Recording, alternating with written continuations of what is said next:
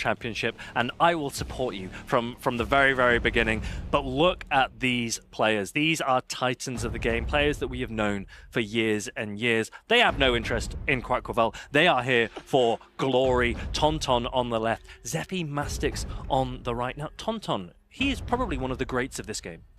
Yeah, we saw in the recap video earlier of the European International Championships where he took down Nezabethan in those finals and took it down with the Shadow Charizard, Shadow Dragonair, one of his signature Pokemon, and I'd love to see more from him today. 2 World's top 16s, that's incredible. The World Championships is obviously the pinnacle of Pokemon Go gameplay. Eric, how have you got on in your World Championships? Hey, thank you so much for asking. First year in Honolulu, we played against Yakai round 1, boom, 0-2.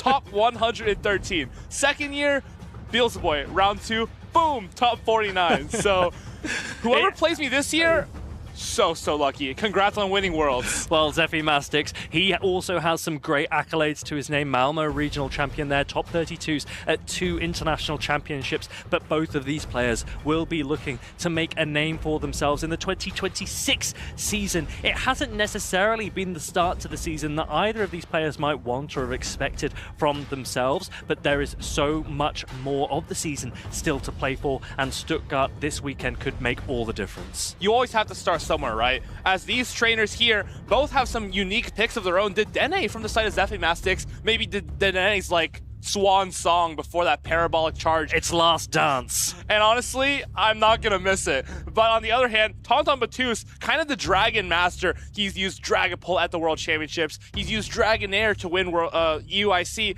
and just loves all these kinds of picks. I'm sure he's gonna be elated to see Dedenne slowly moving itself away from the meta. And that Shadow Dragonair, I believe that was on the team of BATTEUSE when he won the European International Championships. It's now changed the way that it plays. Dragon Breath no longer does the same oppressive damage. It's now energy generating far more quickly, and it has access to a really, really spammy Aqua Tail, and also Wrap, a normal type attack that guarantees a defense drop of the opponent.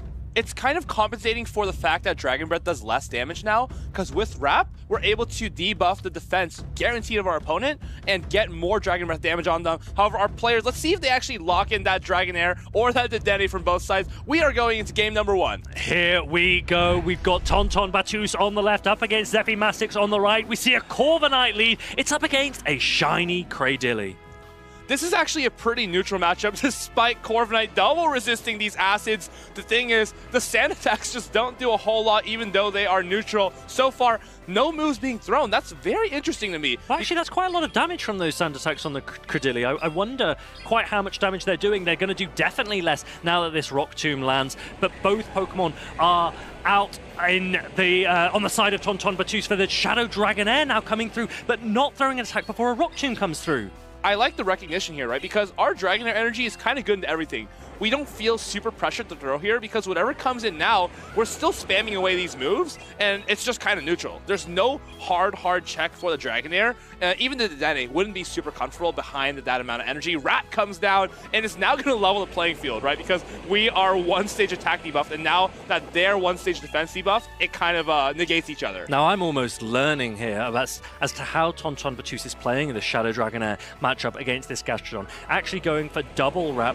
Is he going to shield this Body Slam and continue to put pressure with the Shadow Dragonair? He's going to let this go. Body Slam will be enough to knock out the Dragon-type Pokemon. I just realized this team is so weak to Shadow Scissor. As soon as this Gastrodon is out of the way, it can kind of just be free in the back, right?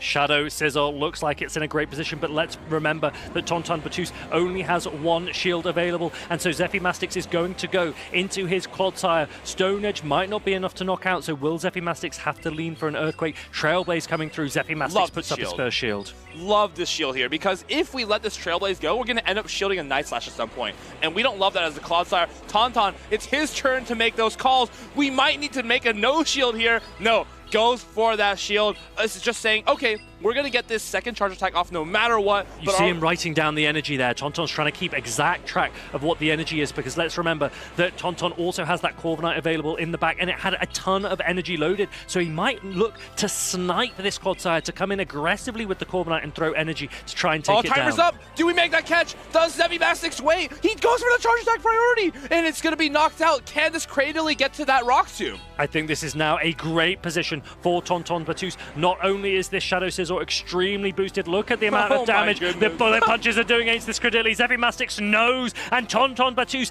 cleanly takes game number 1. Something so interesting on the side of Zephy is all of his Pokemon have that Best Buddy ribbon. That just shows, like, he is committed to these Pokemon and he understands them all in and out. That is like a level of commitment that we've seen also. It's Axin run, of course, someone who's won 2 internationals and worlds. So do you Best Buddy your Pokemon?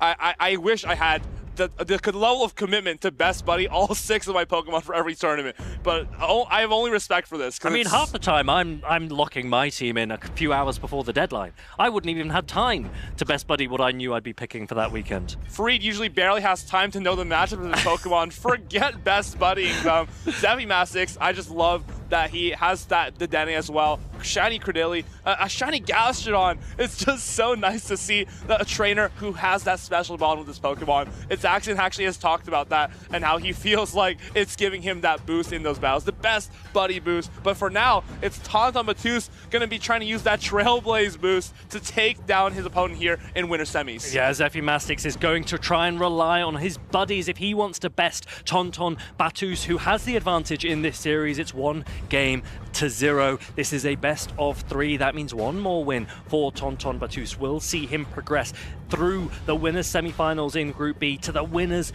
finals of his group. That is a massive momentum forward for him if he can get it. ZEPHYMASTYX will need to win 2 games back to back if he wants to take TONTON down.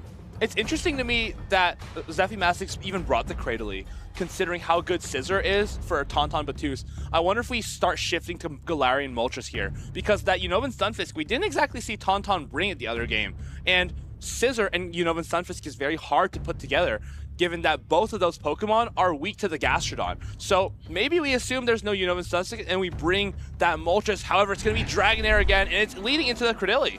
Now, what does this matchup look like? The Shadow Dragonair can pace so quickly. It might depend on its attack stat as to exactly how much the Dragon Breath damage does, particularly after this Rock Tomb will come in and reduce the attack of this Shadow Dragonair. And again, TONTON BATTEUSE, he's not interested in throwing his attack prior to the Rock Tomb damage buff. Does that mean he's likely to dip out of this matchup? And goes into the Scissor. I love this. We're just trying to get ahead on... Oh, he goes into the Dedenne. How come he goes into the Dedenne? Maybe he's making a read on that backline. That is very, very interesting from ZEPHYMASTYX. It is a shiny Dedenne, but if he had gone into Gastrodon, he might have been able to 2-shield through the Shadow Scissor. Instead, we can see that Gastrodon is going to go up against the Corviknight in the endgame, so this Dedenne will have to put in a ton of work to try and get an advantage for ZEPHYMASTYX here. And actually, you make it to this Parabolic Charge before the Trailblaze, but does TONTON make that charge attack priority? He does. This Night Slash is, I don't think it's going to be enough to knock out. I think it might be. Dedenne's not particularly bulky. It is already in the red. It could be Klee. Yes, there it is. There is the knockout, the resisted Maybe Night it's Slash. even better, actually, because the Gastrodon will be able to get this before that Trailblaze is reached. Does ZEPHYMASTYX know that, though? He must be counting here. We must know this is a Night Slash. The thing is, this Shadow Scissor is boosted. That still does a massive chunk of damage, and Gastrodon almost down to a 3rd health. What a play from the Shadow Scissor on the side of TONTON BATTEUSE, but let's remember that ZEPHYMASTYX has shield advantage here. Cradily with the shield advantage looks fantastic. We can probably opt to no shield in Aqua Tail here, shield the next one, and if we can get this Dragonair out of the way, is there a chance we can just permanently debuff that Corviknight in the back? It's going to be close, actually, because this Shadow Dragonair is at another Aqua Tail already, which means you will have to shield this to try and get off the Rock Tomb. You're going to need to shield this to get off the Rock Tomb. Yeah, so we throw this Rock Tomb immediately. Is it even enough to knock out, though? Well, I was wondering, would ZEPHYMASTYX actually allow the Shadow Dragonair to get a little bit extra farm? Because this Corviknight now could potentially farm down this Cradily, but the Rock Tomb isn't quite enough anyway. So he's 5 away, and TONTON is only a couple away from the Air Cutter, so he will be able to outpace. Oh, actually just goes straight for the farm down, and now Gastrodon is just too little too late, has a good bit of energy, but this payback is going to come through and knock out this shiny best buddy Gastrodon. TONTON BATTEUSE takes game number 2 in a very convincing fashion. Really, really well played there from TONTON BATTEUSE. I loved the way that he farmed up energy on the Shadow Dragonair. He then shielded, preserved that energy, knowing that it would be more useful later. And it's a playstyle that we've actually seen before. I don't know if you remember when Boom was really using Golisopod in a similar way, farming up tons Fury Cutter on the Golisopod, getting as much energy as possible, and then using it later in the end game when it had more value. TONTON BATTEUSE deploying very similar tactics to great effect here on the winners semi-finals of his group. It's a great recognition, because as we saw on the team of ZEPHYMASTYX, nothing could resist all the Dragonair attacks. And if we just have